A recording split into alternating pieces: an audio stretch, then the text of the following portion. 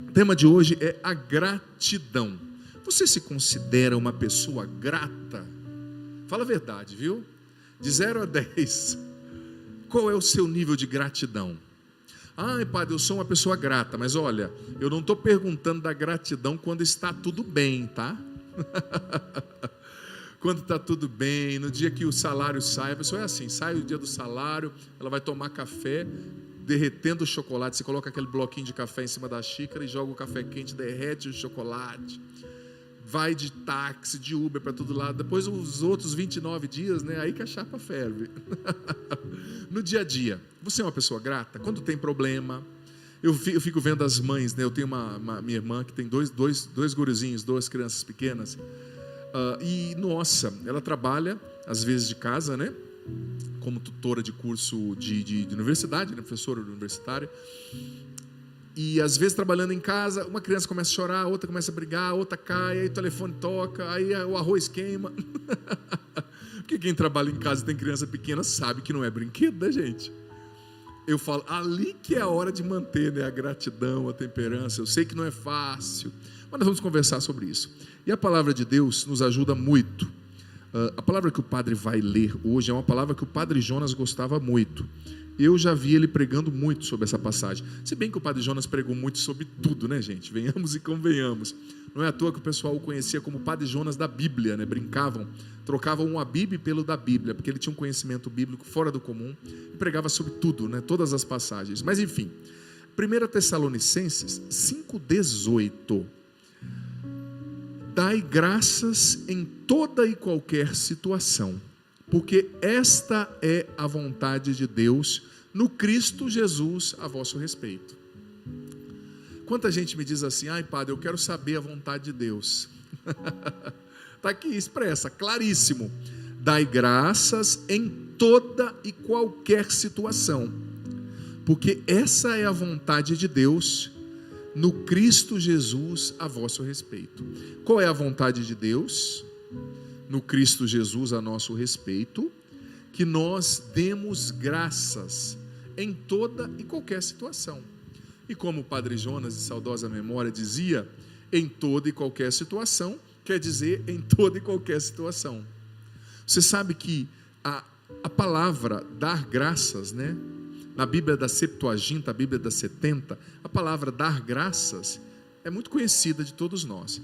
O verbo dar graças, agradecer, em grego com o qual a Bíblia foi escrito, era eucaristeo.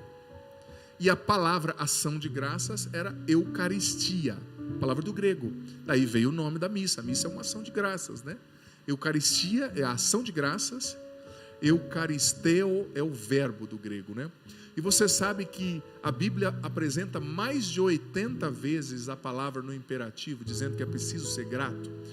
Mais de 80 vezes a Bíblia diz, seja grato, seja grato, seja grato. E o verbo no original aqui usado nessa passagem é o eucaristeo, né?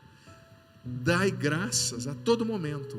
O que é dar graças a todo momento? É agradecer a todo momento.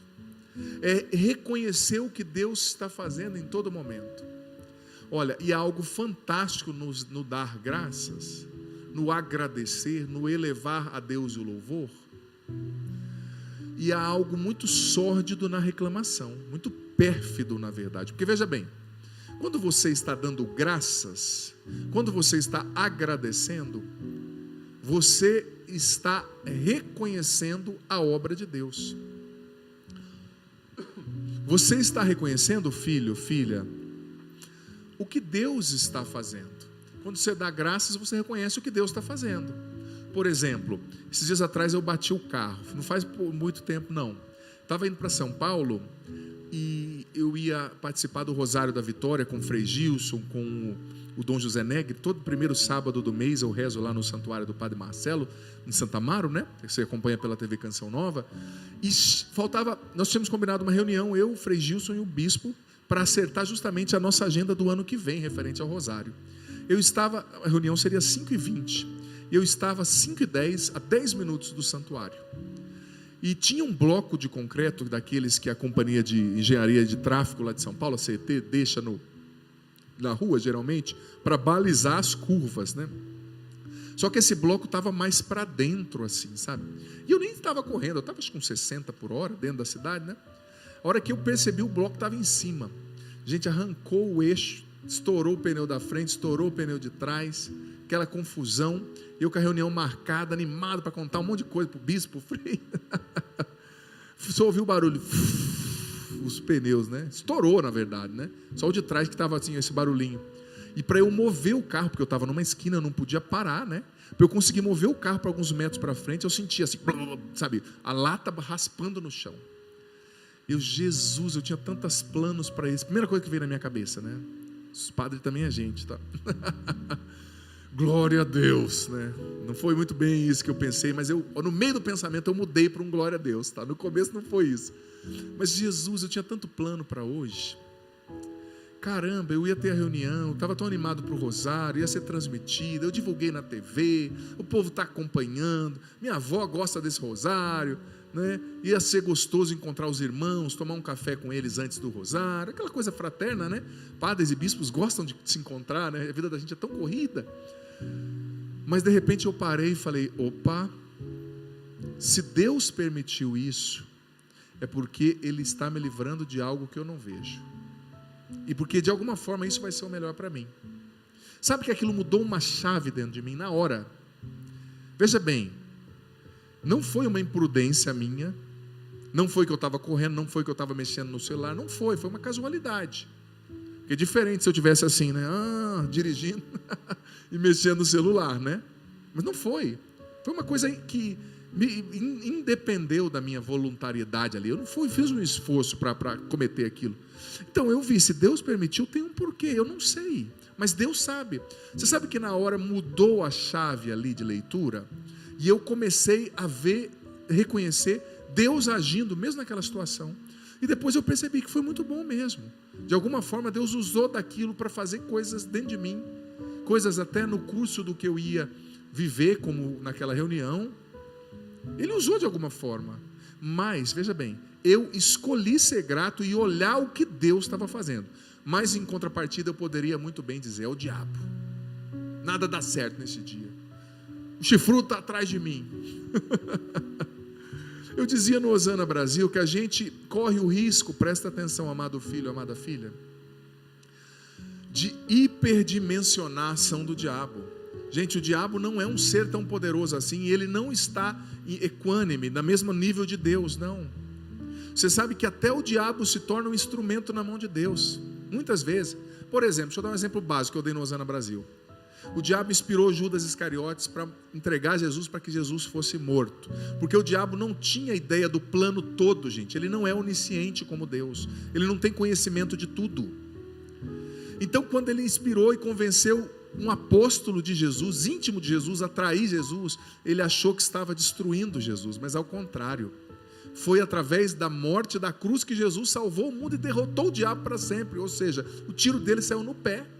Então mesmo quando ele vem contra nós, a vontade dele, a ação dele só acontece por alguma permissão de Deus, por um bem maior, para tirar um bem maior de nós, como aconteceu com Jó. Tirar um bem maior da situação, como aconteceu com Jó. Não é que a situação ruim seja boa, a situação ruim é ruim. Eu não gosto de bater carro e eu não quero mais bater, porque é uma novela, né? Liga para a seguradora, vem guincho, graças a Deus tinha seguro, né? Mas eu escolhi ver Deus agindo. Agora, se você escolhe reclamar, quando você louva e é grato, você escolhe ver a obra de Deus. Quando você reclama e lamuria e é negativo, você escolhe ver a obra do diabo. Você escolhe ver o que o diabo está fazendo, não o que Deus está fazendo. E aquilo foi um aprendizado para mim. E eu percebi que a hora que eu mudei o pensamento, uma chave mudou dentro de mim. E eu fiquei com um espírito de louvor. Quem assistiu pela TV viu que eu cheguei no rosário animado, rezando, ministrando. Porque não me abateu, sabe? Eu vi Deus agindo, vejo Deus agindo em tudo. E mesmo quando eu não vejo, a gratidão te faz, aquilo que nós pregávamos no Osana também esse final de semana, antever o invisível, né? Andar como se vesse o invisível. Tem um porquê que eu desconheço, mas Deus é soberano. A vontade dele é maior que tudo. O inimigo se submete a ele, tudo se submete a ele. E quando ele quer, ele usa até da ação do mal para nos abençoar. Você entende isso que o padre falou? Sabe? Então é preciso ser grato, é preciso olhar as situações a partir de Deus. Você sabe que o Catecismo da Igreja Católica, a partir do número 241 em diante, vai falando sobre a fé. E como modelo de fé, o Catecismo apresenta Nossa Senhora. A partir do 244, especificamente, 245, fala de Nossa Senhora. E fala que Nossa Senhora é um modelo de fé, em primeiro lugar, porque ela foi obediente, e em segundo lugar, porque ela foi grata. O Magnificat, né? Você já ouviu o cântico do Magnificat? Lindo, a gente reza, nós padres rezamos toda tarde, né? A minha alma, vou ler um pedaço, a minha alma engrandece o Senhor, olha só. E se alegrou o meu espírito em Deus, meu Salvador, porque Ele viu a pequenez da sua serva. Desde agora as gerações vão me chamar de bendita. Lucas 1, né? O poderoso fez em mim maravilhas, santo é o seu nome. Seu amor de geração em geração chega a todos que o respeitam. Demonstrou o poder do seu braço, dispersou os orgulhosos, derrubou os poderosos dos seus tronos, e assim vai. Lucas 1, do 46 ao 55, é um cântico de louvor, sabe? É um cântico de adoração a Deus, de reconhecimento. E ela estava louvando a Deus por tudo que Deus fez pelo povo de Israel, enviando Jesus. Ela estava reconhecendo a pequenez dela e a grandeza de Deus, o Todo-Poderoso. Mas veja bem, se você for olhar a história do povo de Israel, não foi só confete não, amigo. O exílio na Babilônia, o exílio assírio, as guerras internas, as invasões dos madianitas, quanta confusão esse povo não viveu. Mas ela estava ali reconhecendo, o poderoso fez em nós maravilhas, não obstante os contextos, não obstante as batalhas, as lutas, Deus esteve conosco, Deus nos sustentou até aqui. E nada agrada mais o coração de Deus do que alguém que, como Nossa Senhora, consegue reconhecer a própria pequenez e dizer, o poderoso cuida de mim, o poderoso faz em mim maravilhas. Sabe, exemplo lindo de gratidão é Nossa Senhora, mas exemplo lindo de gratidão também é do rei Davi, né?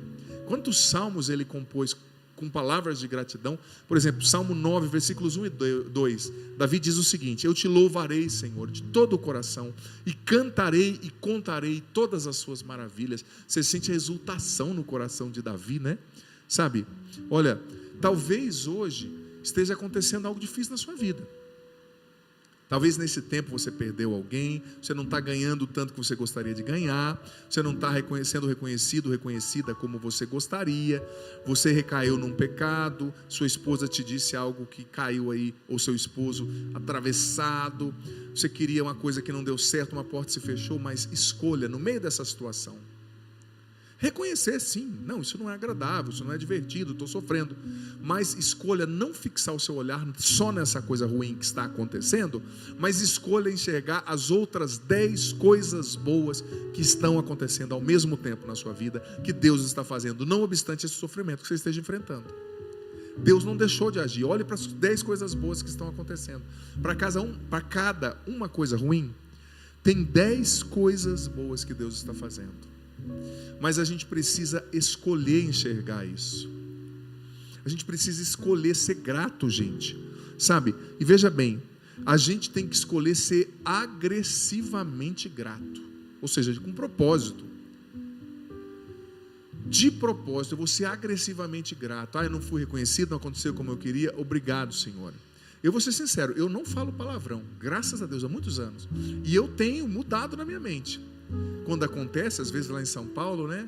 Lá no trânsito parado, 36 graus, aquele rio muito cheiroso chamado Tietê.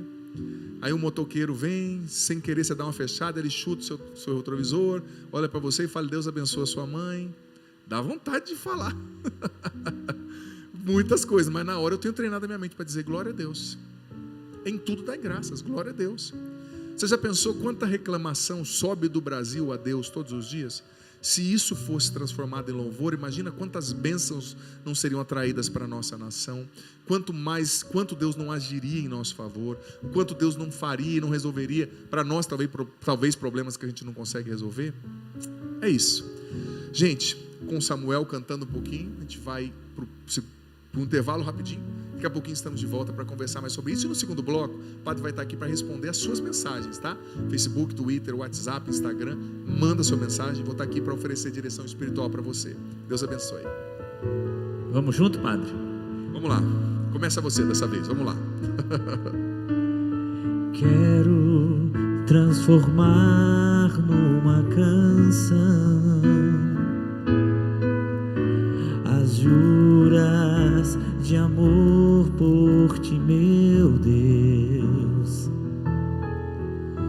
Entraste em minha vida, sedutor. Já não sei viver sem teu amor. Tudo te entreguei, nada me restou. Livre eu fiquei para te amar, meu Deus. Tudo me pediste, nada eu te neguei. Hoje eu sou feliz assim. Tenho a ti, meu Deus. Louva a Deus, louva a Deus, e ao Senhor Jesus, de quem as bênçãos vêm. Louva a Deus, louva a Deus, e ao Senhor Jesus, de quem as bênçãos vêm. Se o coração abrir, águas vivas do interior irão fluir. Se o coração abrir, águas vivas do interior irão fluir. Coisa boa, estamos de volta. Essa música é muito linda, relembra muita coisa aí na minha história, na história de muita gente, com certeza. Essa é da velha guarda, né, Samuel? É, da boa, da velha guarda. E nos ajuda a viver a proposta desse programa, que é louvar a Deus, sobretudo pela vida do Monsenhor Jonas, e também por aquilo que ele faz na nossa vida, na nossa história. Deus nunca deixa de trabalhar, e a gente precisa escolher olhar para ele. Falando do Monsenhor, eu acho que o Pellerson pode pegar ali para mim. Gente, o livro que foi lançado no Osana Brasil, a biografia do Monsenhor Jonas Habib, lindo, lindo, lindo. A Luzia até me pediu: padre, vem ajudar a gente na dedicatória. Eu falei: Lu, mas eu não participei, né? Não tem problema. Aí fui lá também participar, assinei. Olha só, o padre, né? A história do padre de Jonas Habib, do padre Jonas Habib, foi lançado nesse final de semana no Osana. Também o livro Maranatá, Vem Senhor Jesus, né? Reflexões do padre Jonas também sobre para o tempo do Advento. A Bíblia está atrapalhando, Pelo? Você quer que eu tiro? Ou está dando para ver bem? Está dando para ver bem, ótimo. E também o livro Fragmentos de uma Vida em Deus, né? Do Monsenhor Jonas. Então, 3 produtos do Monsenhor Jonas. loja.cançãonova.com você os adquire, ou ligando para nós, 0 operadora 12 3186 2600. Lembrando que esse telefone também é WhatsApp, mas no horário comercial você pode adquirir esses produtos. E olha, quero convidar você a se tornar um sócio da Canção Nova. Você que não é ainda, torne-se um sócio da Canção Nova pelo débito automático. Olha, é muito mais descomplicado para você e para nós também, né? Ajuda essa obra de Deus a evangelizar 24 horas por dia, gente, sem propagandas comerciais. A gente precisa de você. Torne-se um sócio, contribua mensalmente, mantenha essa obra que evangeliza, mantenha o sonho, a missão do Monsenhor Jonas Habib acontecendo através da sua doação. Você pode nos ajudar também através do Pix, pix.doação@cançãonova.com, pix.doação@cançãonova.com. Quero agradecer quem mandou cartinhas para nós. Você acredita, Samuel? Pleno século XXI tem gente mandando carta. Eu gosto muito, sabia? Eu acho que você sente a alma da pessoa ali quando você lê. Deve ser tão gostoso ler uma carta, né? Hoje é tudo celular, tela de computador. Muita gente não acredita que isso é possível. Olha, e aquela letra bonitinha assim, fala com a gente. Nem todas são muito bonitinhas. Ah, não? Tem que ajudar, né? Tem umas letras que eu peço ao Espírito Santo, Samuel, o dom da interpretação. Mas não tem problema. Obrigado você que manda a sua cartinha. Olha só, Samuca, lê uma para mim, fala de quem é, de onde vem, e eu leio a outra, por gentileza. Não, só o nome da pessoa, desculpa.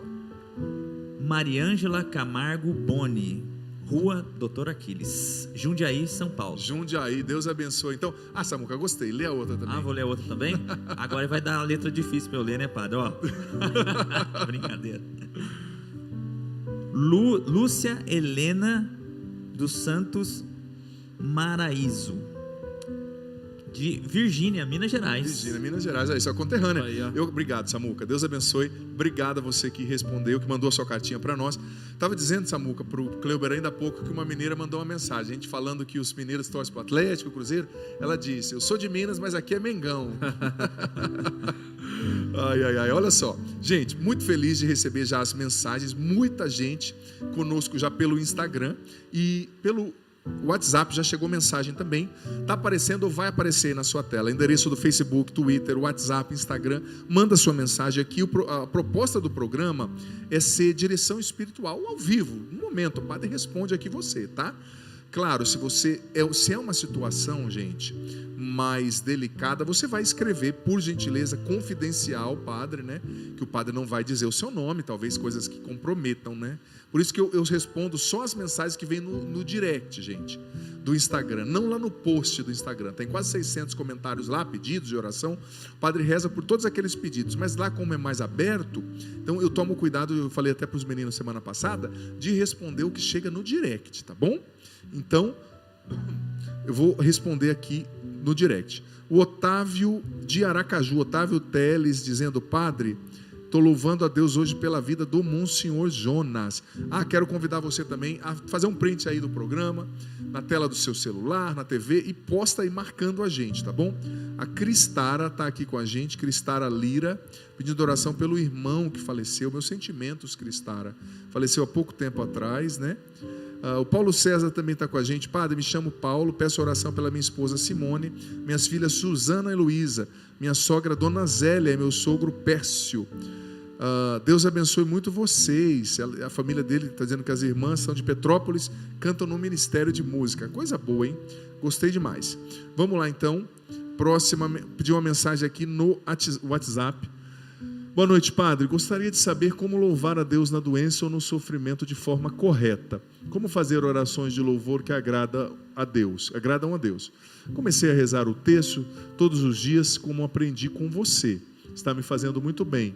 É possível notar a diferença nas pequenas coisas do meu dia a dia. Obrigada, o Senhor é uma bênção. Caroline Marques, de 25 anos, de Cruzeiro. Deus abençoe, Carol. E se eu não me engano, é uma jovem que está vindo, se eu não me engano, aqui na missa também, das famílias. Muito feliz de receber a tua mensagem. Eu pedi para os meninos lá no Twitter só consertar um pouquinho a configuração, que nas bordinhas está difícil de ler, mas a gente conserta, que é tudo ao vivo, a gente vai fazendo, né? Isso que é bonito. Filha, veja bem, existem muitas orações de louvor. Santo Tomás de Aquino é clássico na Suma Teológica ao delinear lá a dulia, a hiperdulia, a adoração, né? As formas de rezar. Mas se você fez uma pergunta muito direta e simples, eu também vou dar uma resposta direta e simples. Você sabe o que eu gosto de fazer? Mas gosto mesmo, aprendi a fazer. Teve uma época na minha vida, na minha adolescência, sabe, quando eu saí ali das drogas, etc, e vim para Deus, eu abandonei todas aquelas companhias com as quais eu costumava estar, e eu confesso assim que eu vivi um tempo muito difícil, muito triste. Deus precisava me quebrar para me fazer de novo, né? Tem uma frase de um santo que dizia que quando Deus quer fazer um grande homem ou uma grande mulher de Deus, Ele faz primeiro essa pessoa em pedaços, para depois Ele reconstruir do jeito certo, né? Vou usar essa metáfora. E eu vivi um momento muito triste e nada me consolava. Hoje eu analiso, vejo até que eu tive uma depressão assim, pontual, mas tive. E sabe como que eu venci isso? O Espírito Santo foi me conduzindo. Todos os dias à noite, antes de dormir, eu tirava de 10 a 15 minutos. Tinha um quadro antigo, bonito de Jesus lá no meu quarto, né? E eu, por 15 minutos, fechava ali a porta, deixava meia luz. O quarto meu era longe do da minha mãe, então ela não ouvia, né? Eu começava todas as noites a louvar a Deus, a meia voz, mas de uma maneira que eu pudesse me ouvir, sabe? Ouvir o som da minha voz. E cada dia eu louvava por uma área da minha vida. Senhor, eu te agradeço pelos meus amigos. Um dia, pelas pessoas que passaram pela minha vida, pelos amigos novos que eu estava começando a fazer na igreja. Outro dia eu louvava pela família. Você sabe que eu achava coisa todos os dias em 15 minutos para agradecer? E isso foi me libertando e me tirando daquele estado, sabe? Então tem muitas formas de você louvar, mas esse louvor espontâneo, isso que eu quero dizer, que você simplesmente reconhece o que Deus está fazendo e vai agradecendo. Eu sou por temperamento bem organizado, mas metódico, assim, com processos. Então eu gostava de subdividir a minha oração, né? Cada um funciona de um jeito, né, gente? Tem gente que já vai falando espontaneamente. Eu era espontâneo, mas eu falava, olha, hoje eu louvo por isso, ia esmiuçando aquela realidade ali, né? Louvo pelo meu trabalho, pelas que eu era jovenzinho, mas pelas coisas que eu já estava conquistando.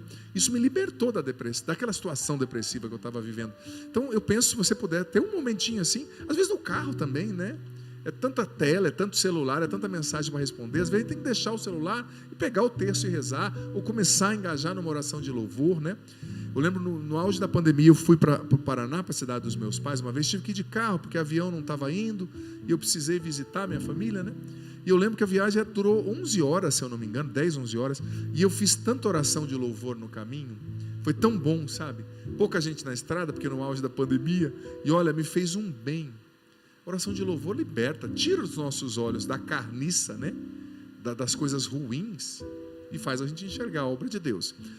Maravilha, olha só, Neuza Maria pedindo oração pelo seu casamento, a Cíntia dizendo, padre, como me livrar das distrações na oração? Cíntia de Belo Horizonte, Cíntia Alexandre. Ô Cíntia, eu vou dizer para você, às vezes as distrações na oração, elas são uma tentação do próprio inimigo para nos distrair, mas às vezes também são frutos do nosso temperamento, da nossa personalidade. Tem pessoas que já nasceram voadas, você já percebeu? Aquela pessoa assim, esse tempo atrás eu vi, isso acontece, né? Mas eu tenho um amigo que vira e mexe, ele passa meia hora procurando a chave que está na mão dele, está no bolso, né? Tem gente que é mais distraído. Então, e tem gente que já tem uma facilidade de aprofundar-se mais, quem tem um temperamento melancólico, mergulha mais nas coisas, né? Mas todos nós somos convidados a dar o nosso melhor na oração, sabe? Tente rezar longe do celular. Tente criar um ambiente para oração. Eu dei já a dica aqui contando a minha experiência de anos atrás, né? Entrava no quarto, deixava meia luz, ficava diante da imagem de Jesus. Prepare o ambiente para oração quando é possível, né? E tente focar sua mente em Deus, que isso ajuda muito. Durante a oração, né? As distrações vão acontecer, porque a nossa mente é uma máquina de pensar. O segredo é retomar e focar-se novamente, cada vez que a distração acontecer, tá bom? Vamos lá então, mais uma mensagem via WhatsApp para você pelo Instagram, a Bárbara Zani aqui conosco, a Eliane de Glauques, muita gente, Malu, olha, pode mandar sua mensagem aqui no direct do Instagram e o padre vai respondendo, tá, à medida do possível, tá bom? A Elma Araújo de Floripa, Fátima Ranque, Larissa Sápia, hoje estou rezando pela minha amiga Larissa, que falou comigo, os resultados de uns exames, né, que saíram. Lidiane Cardoso também, sua família, Deus abençoe, um abraço ao esposo da Lidiane, muito querido. Vamos lá, boa noite, padre. Me divorciei há 18 anos, tive somente um filho, que hoje está com 18 anos. Fomos sempre nós dois. Há 3 anos ele está no seminário, é uma bênção, todavia sinto uma solidão muito grande. Me dê um conselho. Olha, o conselho é o seguinte, não tem como você não sentir, né, filha? Até mesmo porque você só tinha ele, como você falou, né?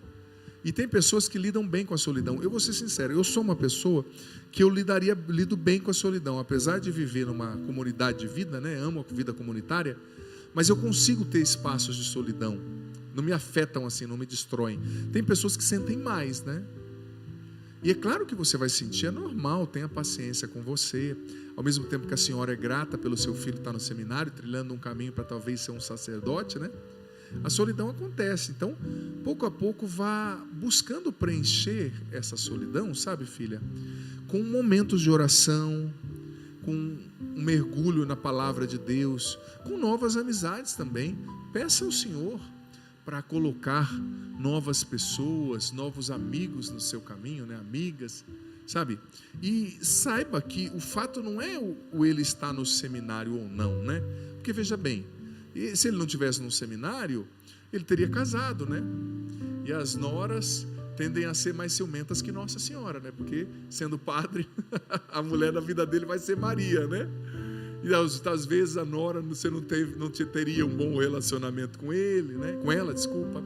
Então, filho, é duro perder, mas Deus vai te dar a graça de se reinventar, de recomeçar, tá? Não perca a fé e peça ao Senhor para colocar também amigos bons no seu caminho, ocupações boas, né? Tempos atrás eu conheci uma mãe também que estava sofrendo muito com a solidão, filhos que casaram, outros que foram para outro país, e ela começou a se engajar bem na igreja, assumiu um trabalho caritativo lá, um sopão que tem na paróquia, né? Nossa, a pessoa é outra pessoa, sabe? Então, encontrar alguma coisa que dê sentido também à ausência que a senhora enfrenta, tá? Nossa, esse difícil, Isaura Rodrigues, eu imagino, estava difícil de ler. A Marília Nóbrega dizendo: Padre, louvado seja Deus pela sua obra e vocação. Está pedindo oração aqui. Marília, rezarei por você, amada, Deus abençoe. Muita gente aqui conosco. Samuca, consegue enxergar aquela mensagem? Você lê para nós? Consigo, sim. Eu vou dar trabalho para o Samuca, né, Cleo? Você tá incansável aí. Vamos colocar. Estamos aqui para isso, Padre. Vamos lá.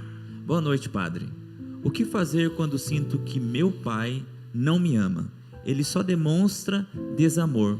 Tenho 20 anos e desde sempre que cresci em um ambiente tóxico. Ele grita com a minha mãe. Tenho medo de ser agredida. É difícil conviver em um ambiente assim. Sou solteira e ele não me deixa nem mudar para a cidade que é a sede da comunidade onde moramos. Trabalhar. Só quando eu casar. Eu não sei o que fazer. Me aconselha, por favor.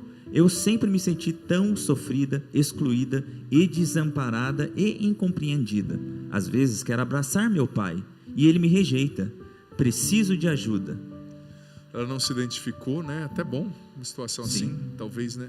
Não expor. Mas filha, em primeiro lugar, obrigado, Samuca, meu respeito aí o seu sofrimento, viu? A sua situação. Eu agradeço a sua confiança de partilhar aqui com a gente, né? De abrir o seu coração.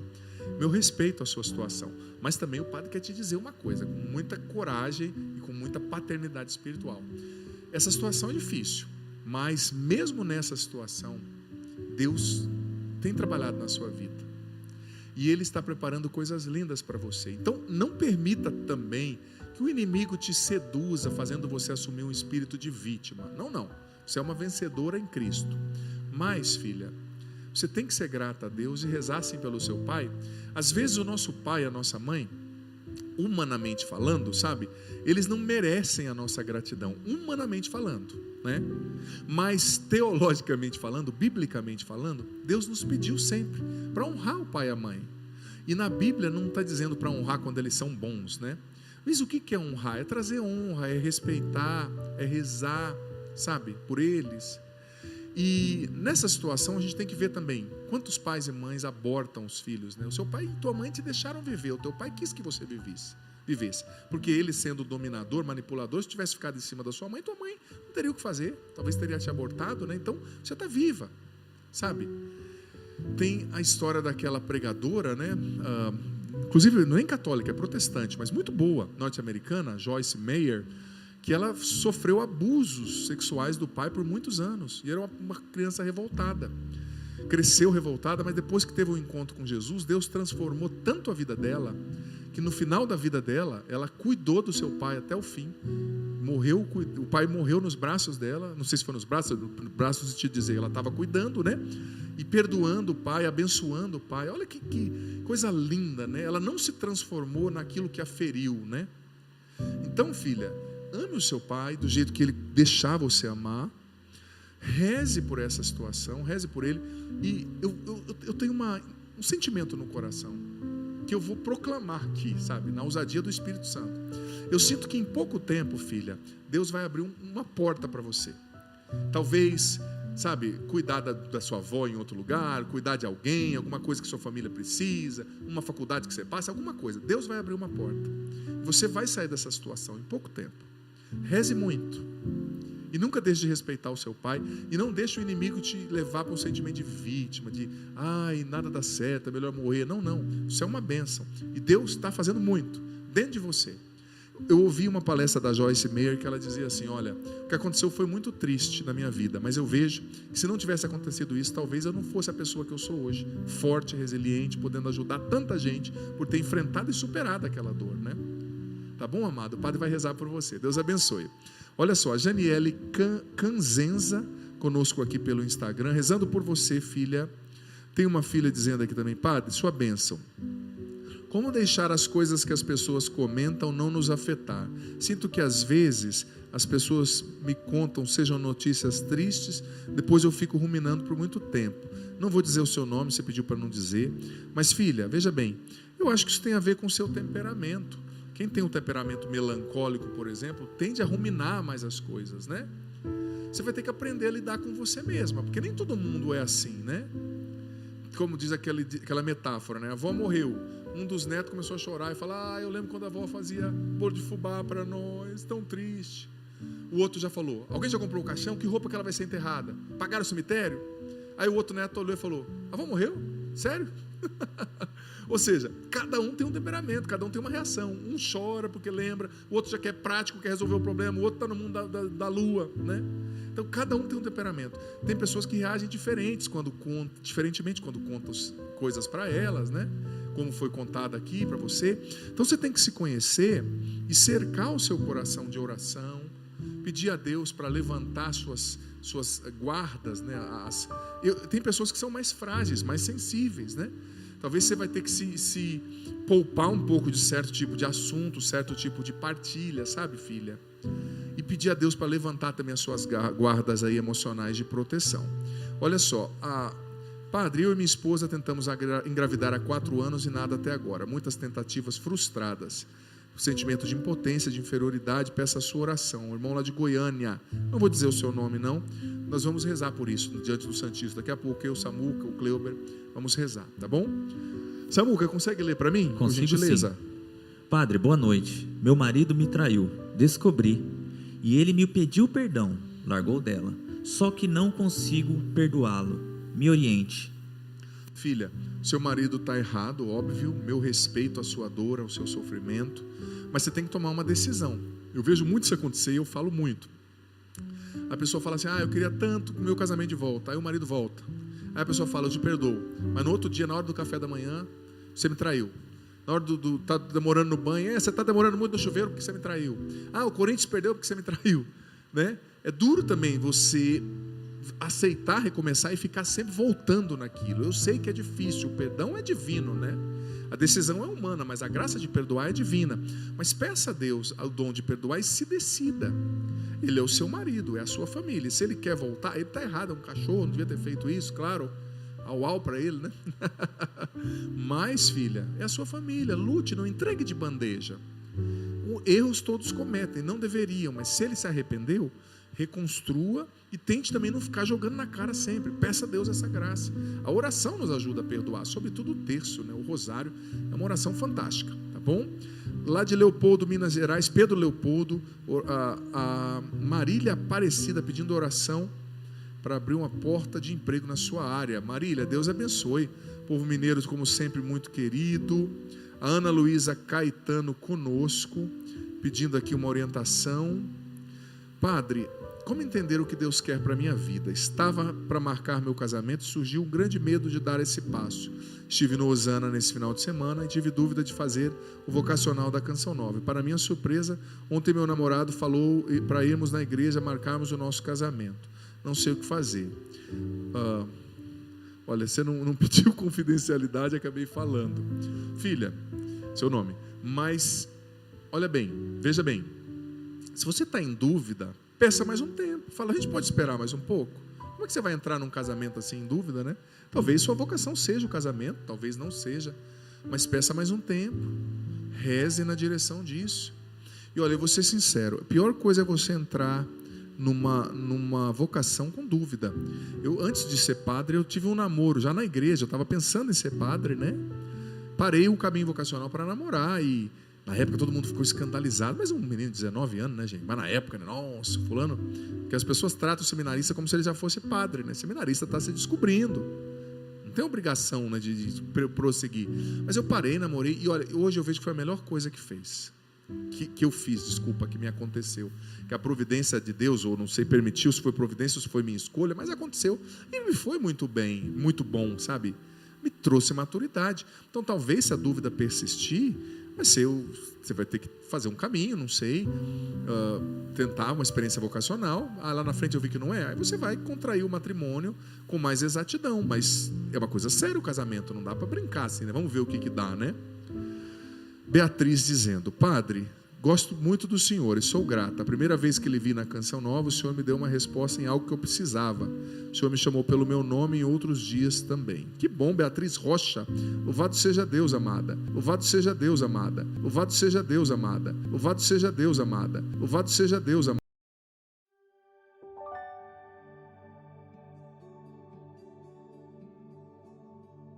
Olá, Deus abençoe você, seja muitíssimo bem-vindo, bem-vinda ao nosso podcast diário, Bíblia em um ano. Leia a Bíblia inteira comigo em um ano aqui no meu canal no YouTube, youtube.com/Padre Adriano Zandoná. Gente, ajude a espalhar essa notícia, tem muita gente que ainda não sabe, viu? Sobre o nosso estudo bíblico diário aqui, aprofundamento na Bíblia como um todo ao longo desse ano, começou dia 1º de janeiro. Você que está chegando agora, comece a partir de hoje e vá retroativamente assistindo os episódios anteriores, à medida do seu possível, mas comece. E compartilhe o link desse vídeo nos seus grupos de WhatsApp, chame mais pessoas para rezarmos juntos. Gente, essa é a oportunidade que muita gente está esperando. Muita gente que não entendia a Bíblia, tem um sacerdote o ano inteiro, todos os dias, para explicar a Sagrada Escritura para você. Talvez muitas pessoas que queriam entender melhor a Bíblia não estão sabendo dessa oportunidade. Então espalhe a notícia, manda esse vídeo, o link desse vídeo para os seus grupos de WhatsApp. E eu fico admirado, a gente explica, mas o povo tem dificuldade às vezes de entender. E a gente entende, claro, né? São pessoas que não têm muita facilidade com a internet.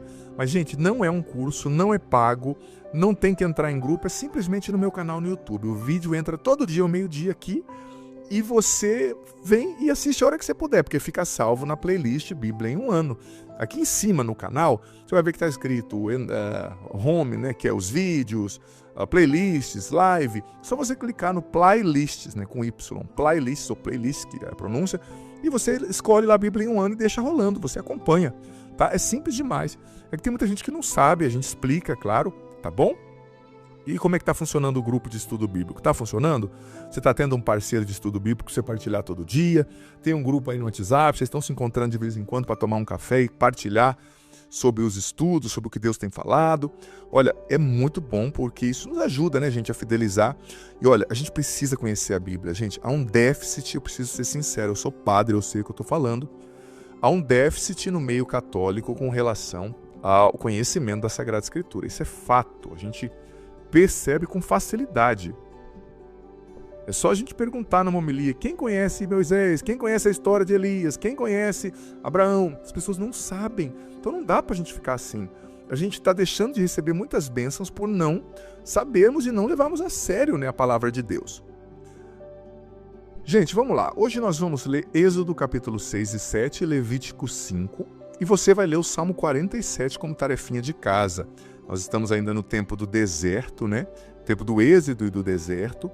Então é bem legal, bem especial esse tempo. Então eu entrego aí na sua mão a missão, né, de você se aprofundar nesse período que é muito singular. Mais uma vez digo, Êxodo capítulo 6 e 7 e o Levítico capítulo 5. Vamos lá então para a leitura da Sagrada Escritura. Eu uso a Bíblia da Ave Maria, a Bíblia católica que está na internet. O Senhor respondeu: verás o que vou fazer ao faraó. Forçado por mão poderosa, ele os deixará partir. Forçado por mão poderosa, ele os expulsará da terra. Deus disse a Moisés: eu sou o Senhor. Apareci a Abraão, Isaque e Jacó como Deus Todo-Poderoso, mas não me dei a conhecer a eles pelo meu nome, Javé.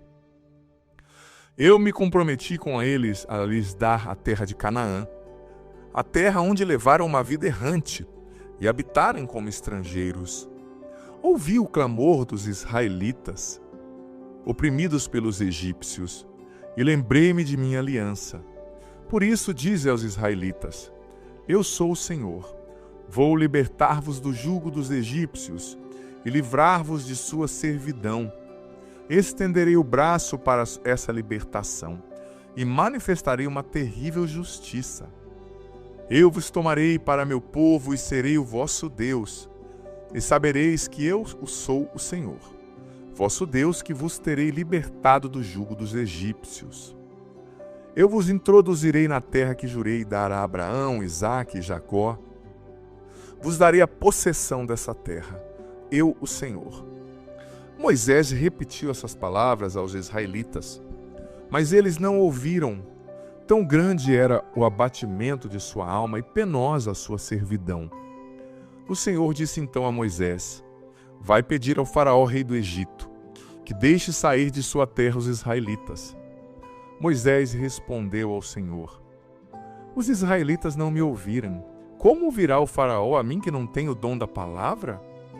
O Senhor falou a Moisés e a Arão, e deu-lhes a ordem de irem ter com o faraó, rei do Egito, a fim de tirarem da terra do Egito os filhos de Israel.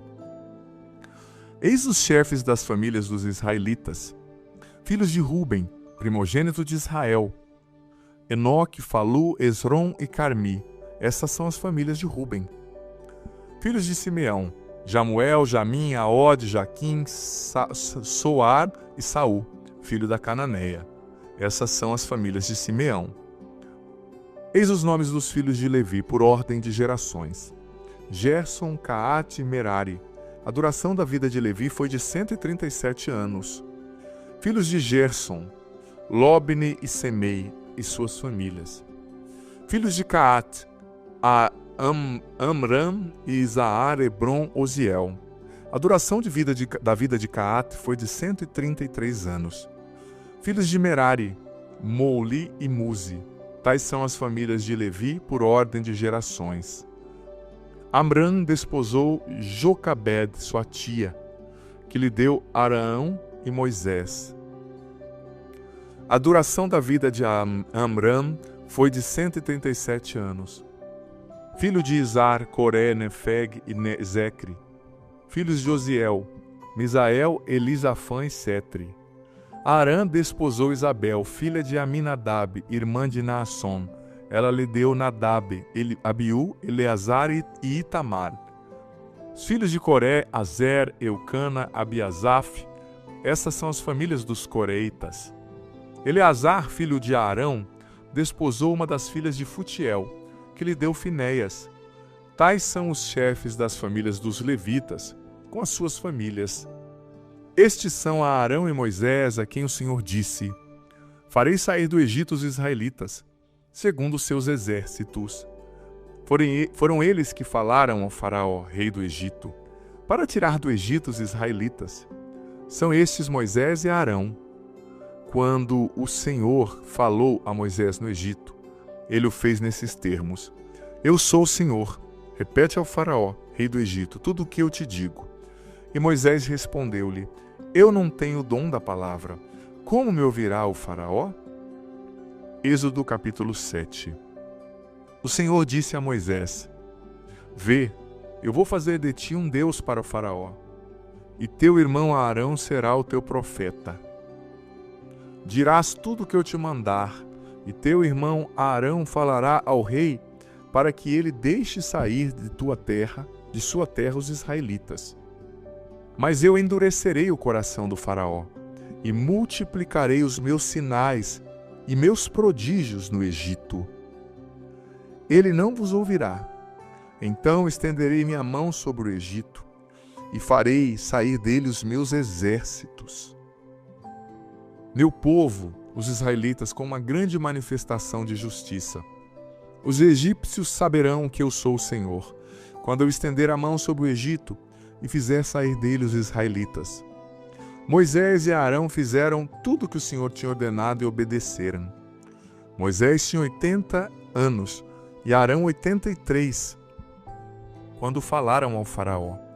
O Senhor disse a Moisés e a Arão: se o faraó vos pedir um prodígio, tu dirás a Arão: toma a vara e joga-a diante do faraó, ela se tornará uma serpente. Tendo Moisés e Arão chegado à presença do faraó, fizeram o que o Senhor tinha ordenado. Arão jogou sua vara diante do rei e da sua gente, e ela se tornou uma serpente. Mas o faraó, mandando vir os sábios e encantadores e os mágicos, esses fizeram o mesmo com seus encantamentos. Jogaram cada um suas varas, que se transformaram em serpentes, mas a vara de Arão engoliu as deles. Entretanto, como o Senhor havia anunciado, endureceu-se o coração do faraó, e ele não quis ouvi-los. O Senhor disse a Moisés: o faraó endureceu o coração. Ele se obstina e não querer deixar partir o povo. Vai procurá-lo amanhã cedo, no momento em que ele sair para a margem do rio, e os esperarão à beira do Nilo. Tomarás à mão a vara que se mudou em serpente, e lhes dirás: o Senhor, o Deus dos Hebreus, mandou-me a ti para dizer-te: deixa o meu povo, para que ele me preste culto no deserto. Até agora não me escutaste. Eis que diz o Senhor: nisto reconhecerás que eu, o Senhor, vou ferir as águas do Nilo com a vara que tenho na mão, e elas se mudarão em sangue. Os peixes do Nilo morrerão, o rio se tornará tão poluído que os egípcios terão nojo de beber as suas águas. O Senhor disse a Moisés: dize a Arão: tome a vara e estende as mãos sobre as águas do Egito, sobre os seus rios e seus canais, sobre os seus lagos e reservatórios, para que essas águas se tornem sangue. Haverá sangue em todo o Egito, assim nos recipientes de madeira como nos de pedra. Moisés e Arão obedeceram à ordem do Senhor, sob os olhos do faraó e de sua gente. Arão levantou sua vara e feriu a água do Nilo, que se mudou toda em sangue. Morreram os peixes do Nilo, e o rio tornou-se tão poluído que os egípcios não podiam beber de suas águas. Houve sangue em todo o Egito. Mas os mágicos do Egito fizeram outro tanto com seus encantamentos. E o coração do faraó permaneceu endurecido, como o Senhor havia predito, e ele não ouviu Moisés e Arão. Voltou e entrou em sua casa, sem mais se cuidar do acontecido. Todos os egípcios cavaram o solo nas proximidades do Nilo, procurando água potável, porque não se podia beber a água do rio. 7 dias se passaram depois que o Senhor feriu o Nilo. O Senhor disse a Moisés: vai procurar o faraó e dize-lhe: deixa ir o meu povo para que ele me preste um culto. Se recusas, infestarei de rãs todos os seus territórios. O Nilo ferverá de rãs, que subirão para invadir tua habitação, teu quarto, teu leito, as casas do teu povo, os teus fornos e tuas amassadeiras. As rãs subirão sobre ti, sobre o teu povo e sobre todos os seus servos. Veja bem, eu li aqui 6 e 7 de Êxodo, e agora, depois no final, eu vou ler Levítico, capítulo 5, que é o nosso novo livro, outro livro. E lembrando que você tem como tarefa, por favor, leve a sério, porque senão não vai fechar no final do ano, a Bíblia toda, se você não levar a sério aqui as tarefinhas. Salmo 47, para você ler. Gente, veja bem, você percebeu que no capítulo 6, sempre quando Deus está falando, olha, eu vou tirar o meu povo do Egito, ele vai fazendo memória. Assim como eu prometi a Abraão, assim como eu prometi a Isaac, assim como eu prometi a Jacó, eu vou fazer o meu povo subir daqui do Egito e vou dar a terra prometida. Deus está em todo momento lembrando que ele fez uma aliança e que ele é fiel, que ele vai cumprir, em virtude da aliança que ele fez com Abraão, Isaac e Jacó. Abraão, Isaac e Jacó. O nome dele é fidelidade. Em todos os momentos ele está lembrando. E depois a Bíblia traz a genealogia, no final do capítulo 6, para mostrar que de fato os que estão ali são os descendentes das 12 tribos de Jacó. Jacó era filho de Isaac, Isaac filho de Abraão, então eles são os portadores da aliança, Então Deus está mostrando, olha, eu sou fidelidade, eu estou cumprindo. Mais uma vez no capítulo 6 se diz, eu ouvi meu povo sofrendo, eu ouvi o meu povo clamando, eu ouvi o meu povo oprimido, e eu estou enviando vocês para livrá-los. Mas como eu disse, acho que ontem, se eu não me engano, a missão do líder religioso não é fácil. Deus diz, vocês vão fazer prodígios, mas não vai funcionar. O coração do faraó vai continuar duro. Ou seja, você sabe que você está indo para uma missão mal sucedida. Mas não é que Deus quer que você fracasse. É que Deus tem uma pedagogia para fazer a libertação, um milagre. Porque venhamos e convenhamos, a libertação do povo do Egito, gente, foi um prodígio, um sinal grandiosíssimo. O mar se abrindo, o faraó, que era o homem mais poderoso do mundo naquela época, morrendo em meias águas junto com seu exército. Foi muito prodigioso. Então Deus ele ia fazer do jeito dele, ele ia levar até o limite. Deus, para fazer o milagre, às vezes ele permite nós irmos até o limite da nossa força, até o limite do que a gente aguenta, e depois ele age fazendo o milagre. Então a gente tem que confiar, que como diz o ditado, né, quando o que era difícil se torna impossível, Deus começa a agir. Quando o que era difícil se torna impossível, Deus começa a agir. Então nós vimos que Deus foi dando a Moisés e a Arão, né? Você vê como Deus é o Deus dos improváveis e dos impossíveis. Ele escolhe Moisés, medroso, que não sabe falar. Escolhe Arão, de caráter duvidoso. Nós vamos ver depois no deserto que Arão vai aprontar com o povo, né? Enfim, mas ele quer mostrar que é ele que faz. O Faraó, gente, como eu disse, era o homem mais poderoso do mundo. O Egito era a nação mais potente do mundo, mais rica, mais influente. Então imagina se o Faraó ia liberá-los. Você está falando ali de 400 mil pessoas que era uma mão de obra escrava, de graça, que sustentava o Egito. O Egito tinha grandes construções, né? As pirâmides. Quem construía tudo isso eram os escravos. E os hebreus, eles, por serem um povo da aliança, eles eram abençoados. O que eles colocavam à mão ia para frente. Então você acha que o Faraó, quando toca no dinheiro, gente, o povo não quer perder nada, ainda mais os poderosos. Você acha que ele ia liberar o povo? Era mão de obra barata, imagina. Quanto que ele não teria que pagar para os egípcios fazerem aquilo? E não fariam. Como num país rico, como nos Estados Unidos, quem faz o trabalho mais braçal são os imigrantes, né?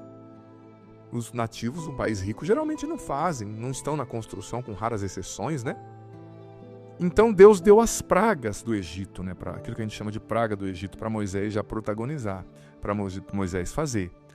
A primeira praga foi a água se tornando em sangue, né? Depois, a ameaça aqui das rãs, que vai acontecer nos capítulos posteriores.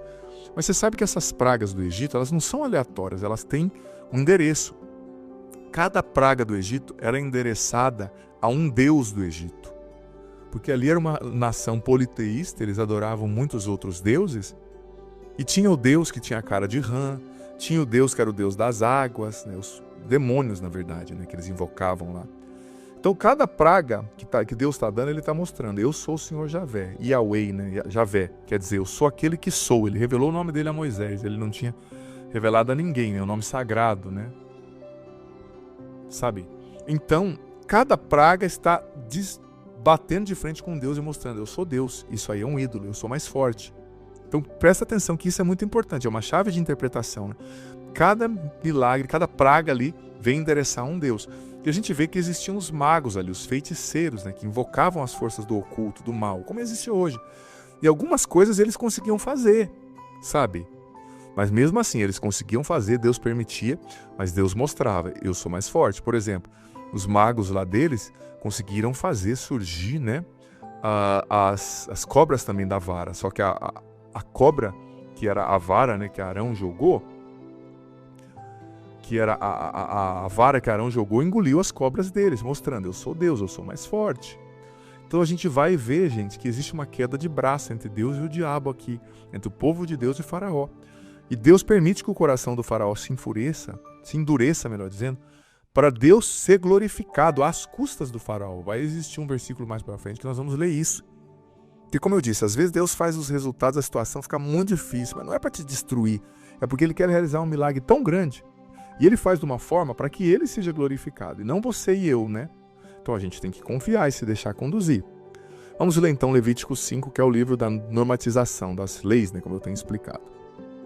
Se alguém chamado como testemunha, após ter ouvido a adjuração de um juiz, peca por não declarar o que viu ou o que soube, levará o peso de sua falta.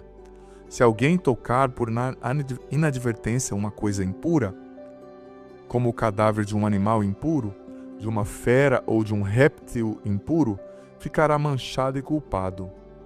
Dessa mesma forma será, se por descuido tocar uma imundície humana qualquer, e logo se der conta disso, será réu de culpa. Se alguém por descuido ou irreflexão jurar fazer qualquer coisa de bem ou de mal, logo que se der conta disso, será culpado, qualquer que seja o juramento considerado. Aquele, pois, que for culpado de uma dessas coisas, confessará o pecado que tiver cometido. Apresentará ao Senhor em expiação pelo pecado cometido uma fêmea de seu rebanho miúdo, uma ovelha ou uma cabra em sacrifício pelo pecado. e o sacerdote fará por ele a expiação do seu pecado. Se não houver meio de se obter uma ovelha ou uma cabra, oferecerá ao Senhor em expiação pelo seu pecado 2 rolas ou 2 pombinhos, um em sacrifício pelo pecado e o outro em holocausto. Ele os levará ao sacerdote, que oferecerá primeiro a vítima pelo pecado, quebrando-lhe a cabeça perto da nuca, sem desprendê-la. Aspergirá a parede do altar com o sangue da vítima pelo pecado, e o resto do sangue será aspergido no pé do altar. Este é um sacrifício pelo pecado. Fará da outra ave um holocausto segundo os ritos. É assim que o sacerdote fará por esse homem a expiação do pecado que ele cometeu, e ele será perdoado. Se não houver meio de se encontrarem 2 rolas ou 2 pombinhos, trará como oferta pelo pecado cometido o 10º de um efá de flor de farinha em sacrifício pelo pecado. Não lhe deitará azeite nem lhe porá incenso, porque é um sacrifício pelo pecado. Trará o sacerdote, que dela tomará um punhado como memorial, e o queimará sobre o altar, entre os sacrifícios pelo fogo ao Senhor.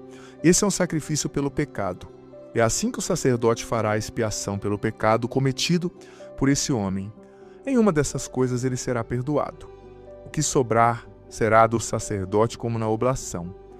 O Senhor disse a Moisés: se alguém cometer involuntariamente uma infidelidade, retendo ofertas que seriam consagradas ao Senhor, oferecerá ao Senhor em sacrifício de reparação um carneiro sem defeito, tomado do rebanho, segundo a tua avaliação, em ciclos de prata, conforme o ciclo do santuário.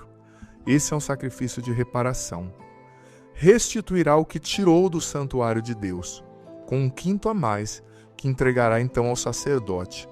O sacerdote fará a expiação por esse homem, com o carneiro oferecido em sacrifício de reparação, e o pecado lhe será perdoado. Se alguém pecar fazendo sem se dar conta uma ação proibida por um mandamento do Senhor, será culpado e deverá arcar com a falta. Levará ao sacerdote em sacrifício de reparação um carneiro sem defeito, tomado do rebanho segundo a sua avaliação. O sacerdote fará por ele a expiação da falta cometida por inadvertência, e inconscientemente ele será perdoado. Este é um sacrifício de reparação, porque esse homem era certamente culpado diante do Senhor. E o Senhor disse a Moisés: se alguém pecar e cometer uma infidelidade contra o Senhor, negando ter recebido de seu próximo um depósito ou um penhor, recusando restituir uma coisa roubada ou extorquida, ou um objeto perdido que encontrou, e jurando falso a respeito de uma das coisas com que se pode pecar, se vem assim a pecar e torna-se culpado, restituirá o objeto roubado ou extorquido, o depósito confiado ou toda coisa que tenha sido objeto do juramento falso. Restituirá integralmente esse objeto ao seu proprietário, ajuntando 1/5 do seu valor, no mesmo dia em que oferecer o sacrifício de reparação. Levará ao sacerdote para o sacrifício de reparação ao Senhor um carneiro sem defeito, tomado do rebanho segundo a tua avaliação. O sacerdote fará por ele a expiação diante do Senhor, e ele será perdoado, seja qual for a falta que tenha se tornado culpado. É isso, o livro do Levítico vai dando as leis, rituais, como oferecer um pecado de expiação pelo pecado, ou um sacrifício, em expiação pelo pecado, o que torna você impuro ou não. Depois eu vou explicar mais para frente essa questão das impurezas, do que se tornava impuro e não, O Senhor esteja convosco, que Ele está no meio de nós. Desça sobre vós a bênção do Senhor, Pai, Filho e Espírito Santo. Amém. Escreva aqui agora nos comentários, nem que seja 1, 2 linhas, o que você pediu, o que você entendeu, dessa reflexão, dessa partilha, o que ficou forte para você, e leia o Salmo 47, não esqueça. Deus abençoe. Que bom ter você aqui nesse podcast diário. Leia a Bíblia comigo em 1 ano, a Bíblia inteira. Você é convidado a viver essa aventura de conhecer a Sagrada Escritura. Se você está chegando hoje, você pode começar a partir daqui, a partir de hoje, vai acompanhando a cada dia, e você vai depois ouvindo os episódios anteriores. Vai no começo da playlist, a Bíblia em 1 ano, hoje você ouve o do dia de hoje e ouve o do primeiro, amanhã o do dia de amanhã e o segundo, e assim você vai, consequentemente, gradativamente, ouvindo os episódios anteriores e fazendo parte dessa playlist ao longo desse ano, lendo a Bíblia inteira, com a minha explicação. Olha, vem fazer parte, seja perseverante, você vai colher frutos maravilhosos. E lembrando que o vídeo entra sempre ao meio-dia, mas fica aqui. Você pode ouvi-lo no momento que você quiser, na playlist Bíblia em um Ano. Vá desde o começo, aprenda a Sagrada Escritura, você vai receber muitas bênçãos. Bem-vindo e se inscreva no canal. Vem fazer parte da nossa família. Parte da nossa família. Parte da nossa família. Parte da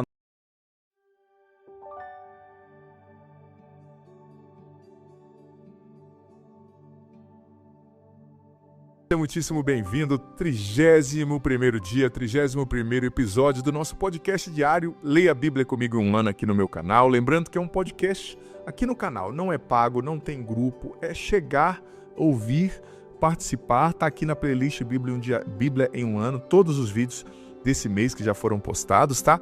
Gente, eu quero dizer também que o padre tá fazendo o melhor. Às vezes eu recebo mensagens, padre, mas tem que ter mais oração, tem que ter mais isso. Gente, os vídeos já estão dando 22, 23 minutos. Eu não quero fazer uma coisa de meia hora, 40 minutos.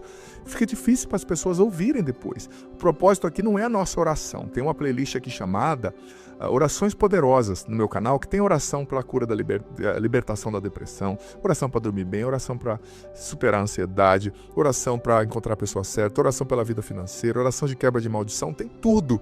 Mas eu não vou misturar as coisas porque senão fica muito pesado. E o meu propósito é fazer uma coisa acessível, que na correria da vida as pessoas possam ouvir. Então eu peço desculpa quem espera mais oração, mas não é esse o nosso propósito aqui.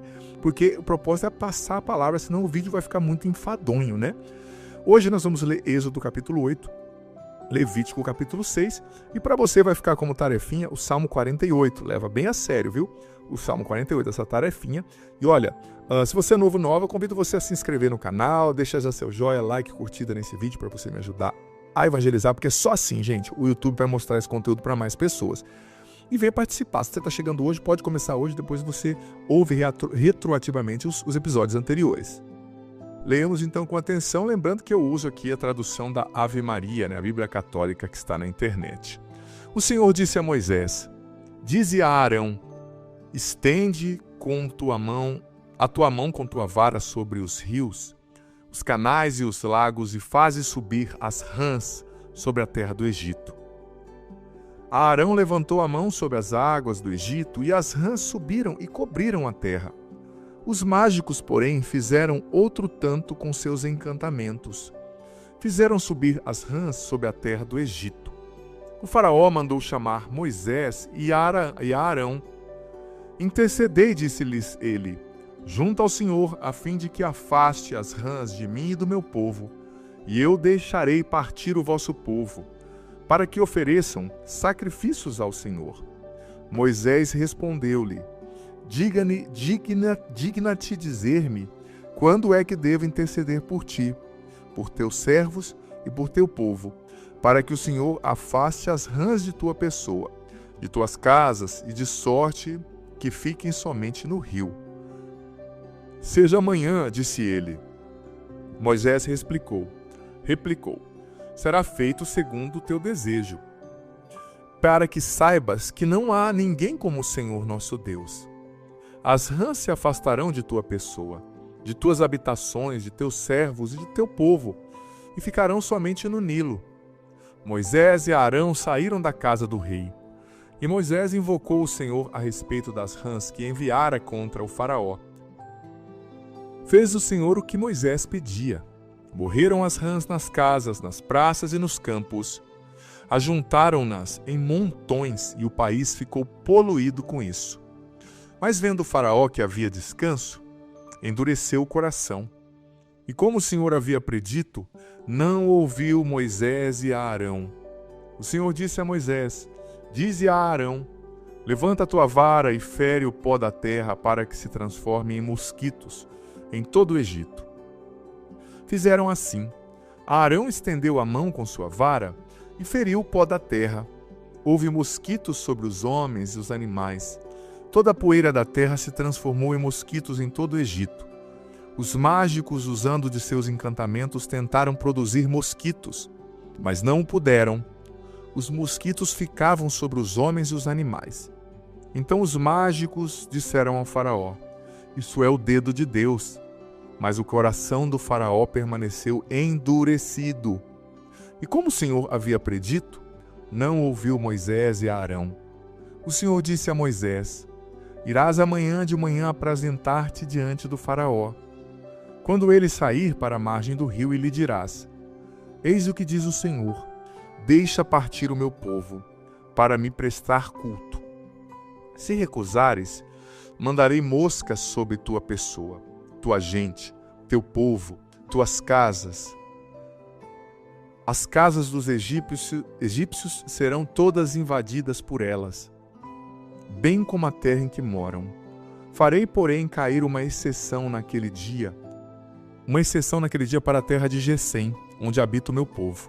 Ali não haverá moscas, para que saibas que eu, Senhor, estou no meio da terra. Farei, pois, uma distinção entre o meu povo e o teu.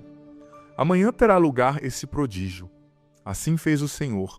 Surgiu na casa do faraó e na de sua gente uma multidão de moscas, e todo o Egito foi devastado pelas moscas. Mandou então o faraó chamar Moisés e Arão. Ide, disse-lhes ele, oferecer sacrifício ao vosso Deus, mas no país. Moisés respondeu: Não convém que seja assim. Os sacrifícios que oferecemos ao Senhor nosso Deus seriam uma abominação para os egípcios.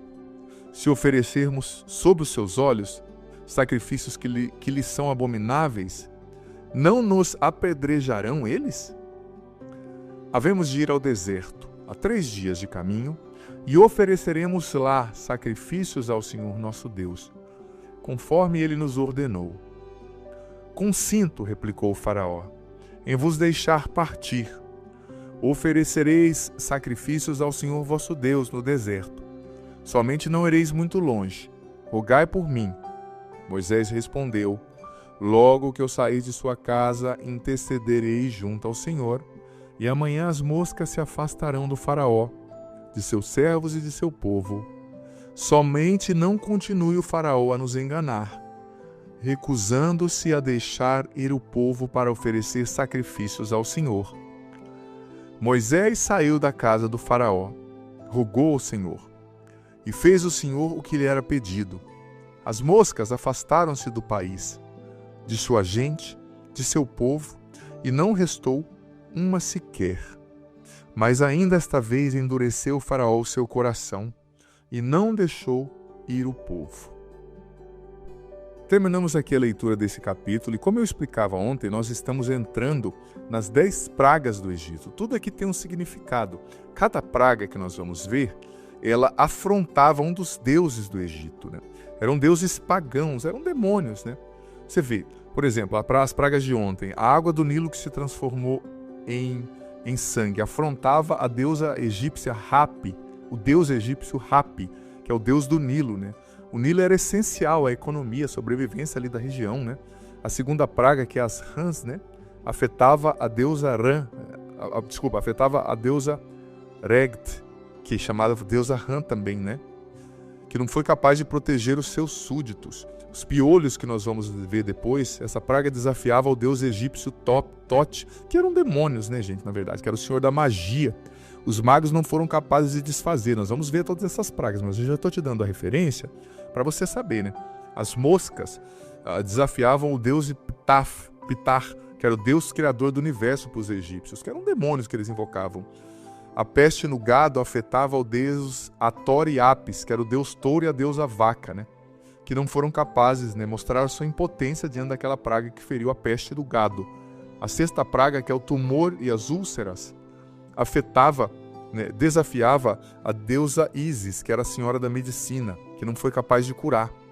A sétima praga, os trovões e a saraiva, afetava o deus Respu, que era o deus importante que controlava, segundo a crença dos egípcios, as chuvas, os ventos e os trovões, e não foi capaz, né, de deter essa praga de Deus, que através de Moisés. Os gafanhotos, essa praga desafiava a deusa Min, o deus Min, que era o deus da fertilidade, protetor das colheitas. Como os gafanhotos comeram toda a plantação, isso mostra que Min viu isso e não conseguiu fazer nada. A nona praga, 3 dias de trevas, afetava o Ra, que era o deus Sol, e Horus, que era o deus solar, que foram completamente desmoralizados diante dos judeus. diante dos egípcios, desculpa.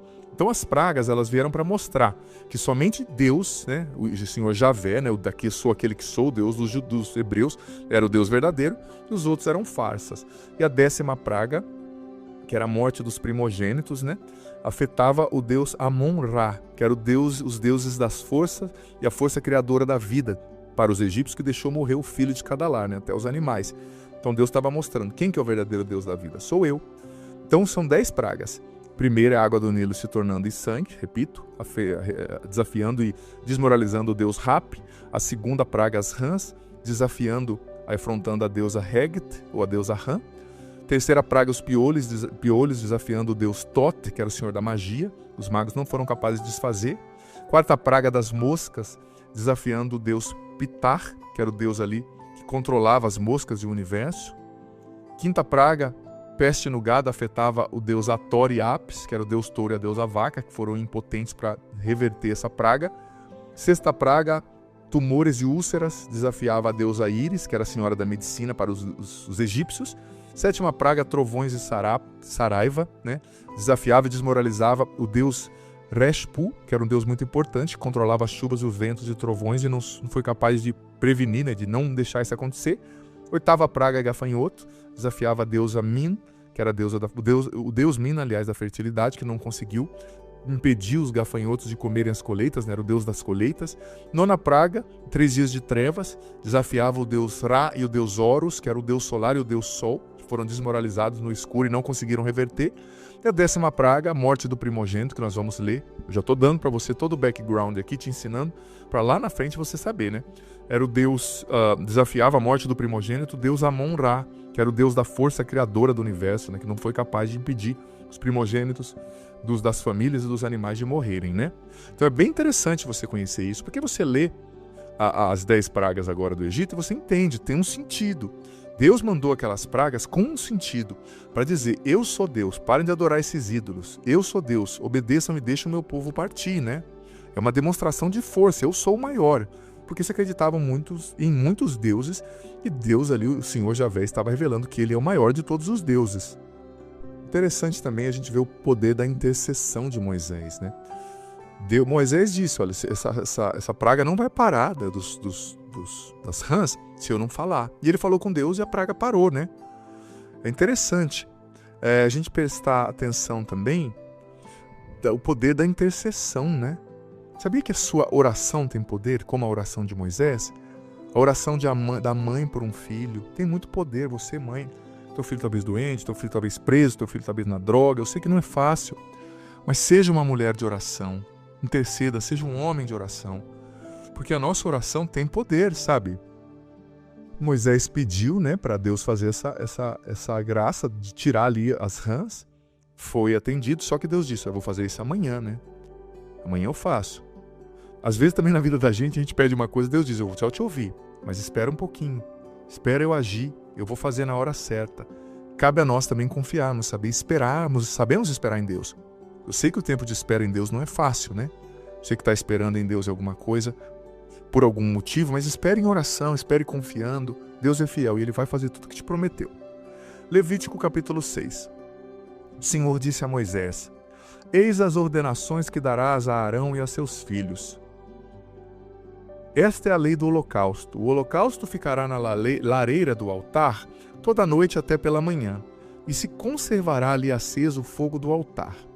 O sacerdote, revestido da túnica de linho e com os calções de linho no corpo, trará a cinza do fogo que houver consumido o holocausto sobre o altar e a porá de lado. Deixará suas vestes e porá outras para levar a cinza fora do acampamento a um lugar limpo. O fogo deverá ser alimentado no altar, sem jamais se apagar. O sacerdote nele acenderá lenha todas as manhãs. Disporá sobre ele o holocausto, sobre ele queimará a gordura dos sacrifícios pacíficos. O fogo se conservará perpetuamente aceso no altar, sem jamais se apagar. Eis a lei da oblação. Os filhos de Arão a apresentarão ao Senhor diante do altar. Tomarão dela um punhado de flor de farinha, com azeite e todo o incenso que está por cima, e queimarão sobre o altar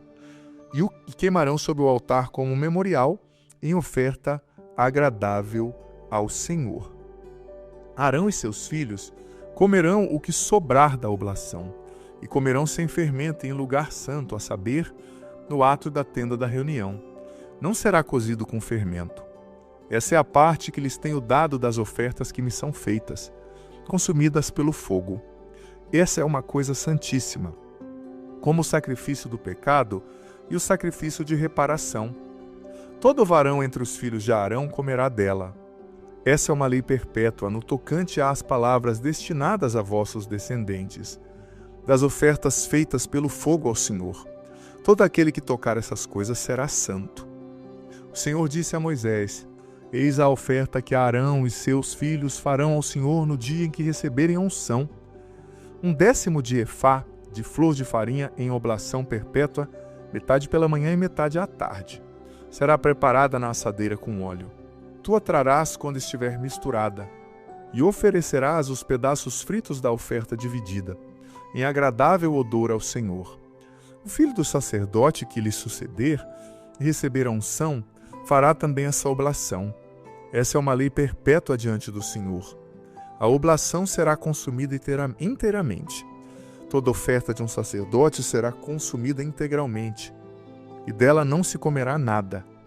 O Senhor disse a Moisés: Dize o seguinte a Arão e seus filhos: Eis a lei do sacrifício pelo pecado.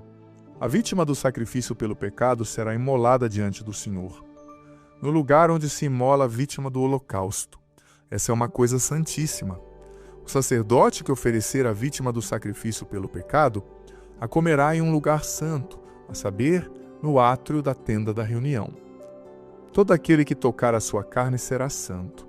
Se salpicar do seu sangue sobre uma veste, tu a lavarás em lugar santo.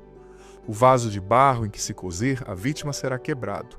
Mas se o vaso for de bronze, será esfregado e lavado com água. Todo varão entre os sacerdotes comerá dela. Essa é uma coisa santíssima. A vítima, porém, imolada pelo pecado, cujo sangue se leva à tenda da reunião, para se fazer a expiação no santuário, não será de forma alguma comida, mas será queimada pelo fogo. Veja bem, o livro do Levítico é o livro de leis. Deus está ensinando, como eu já disse esses dias atrás, como ele quer ser adorado. E os sacerdotes eram os levitas, né? Arão era irmão de Moisés e era da tribo de Levi. Então ele e os seus filhos eram os sacerdotes. Então só eles podiam entrar ali na tenda da reunião. Naquela época eles não tinham templo, né? Era uma tenda, chamada Tenda da Reunião. Então a arca da aliança ficava ali, né? Na verdade, no início, né, as tábuas da lei, depois a arca da aliança, né, com os querubins, etc., a imagem dos querubins, a vara de Moisés. Então, nessa arca, só nessa tenda da reunião, que era o templo, só os sacerdotes podiam entrar. E Deus está explicando, passo a passo, como ele quer ser adorado. O fogo, como deve ser consumida as oferendas pelo pecado, só o sacerdote podia fazer, e o que sobrava ficava para os sacerdotes ali para o seu sustento, né? Deus sempre pensou no sustento dos seus consagrados também. E Deus foi ensinando como que ele queria que o povo se santificasse. Eu já disse aqui esses dias e repito que a gente tem que adorar a Deus do jeito que ele quer ser adorado, não do nosso jeito, né? A oração, às vezes tem pessoas que falam, eu não gosto de tal tipo de oração. Mas se Deus revelou que ele quer ser adorado assim, quem somos nós, né? É isso, que o Espírito Santo venha sobre nós, fale ao nosso coração, né? E haja profundamente, te dando o entendimento de tudo isso. Que Deus sobre você a bênção do Senhor, Pai, Filho e Espírito Santo. Amém. Por favor, escreve aqui nos comentários o que você entendeu dessa palavra, dessa reflexão, que ficou forte para você. E volta aqui amanhã, meio-dia, entra o vídeo, mas fica o dia inteiro para você ouvir a hora que você quiser e puder. Deus abençoe.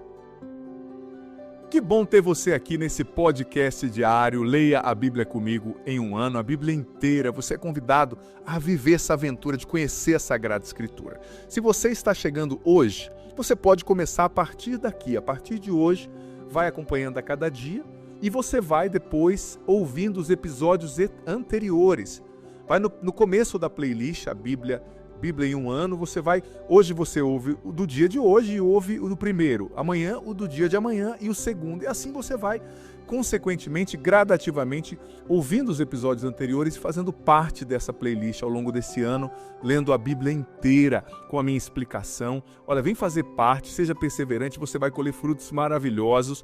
E lembrando que o vídeo entra sempre ao meio-dia, mas fica aqui. Você pode ouvi-lo no momento que você quiser, na playlist Bíblia em um Ano. Vá desde o começo, aprenda a Sagrada Escritura, você vai receber muitas bênçãos. Bem-vindo e se inscreva no canal. Vem fazer parte da nossa família. Parte da nossa família. Parte da nossa família.